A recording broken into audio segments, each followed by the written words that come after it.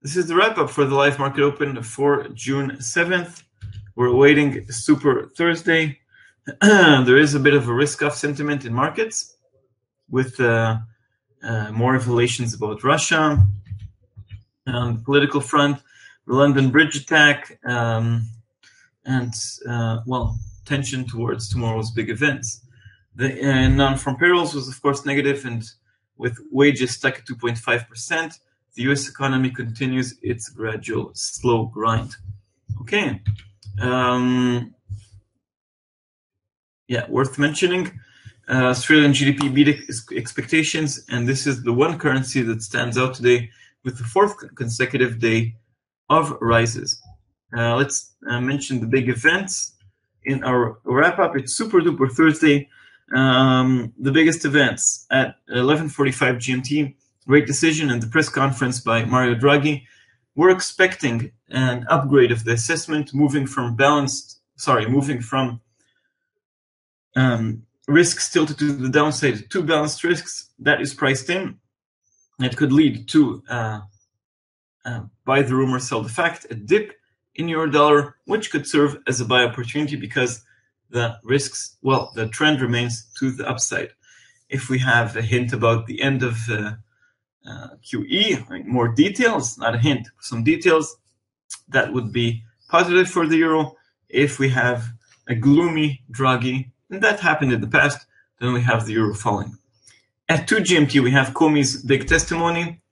If he, sort of provides a smoking gun that Trump tried to interfere in the investigation, that could be really bad for Trump, bad for the US dollar. It'll probably be something in the middle, just a suggestion that Trump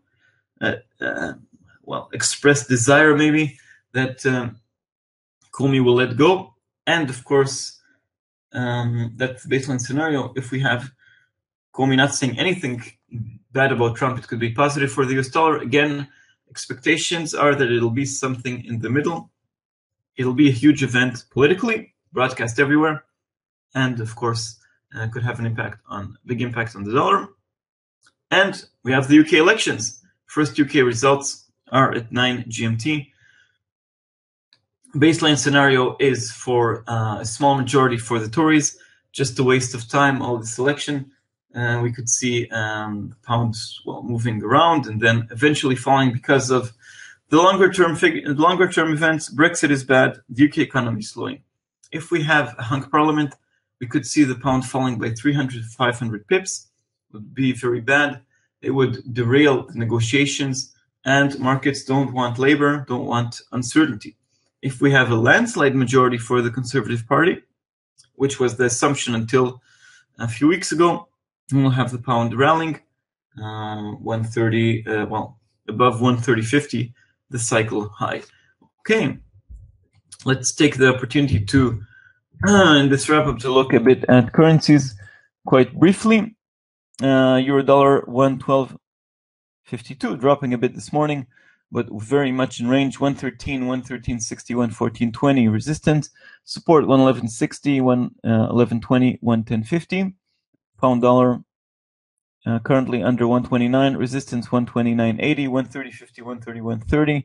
Support 128.25, 127.70. Dollar yen, big mover yesterday, under 110. Support, cycle low there of 108.10. Further support way below. Resistance 111.60 and 112.20.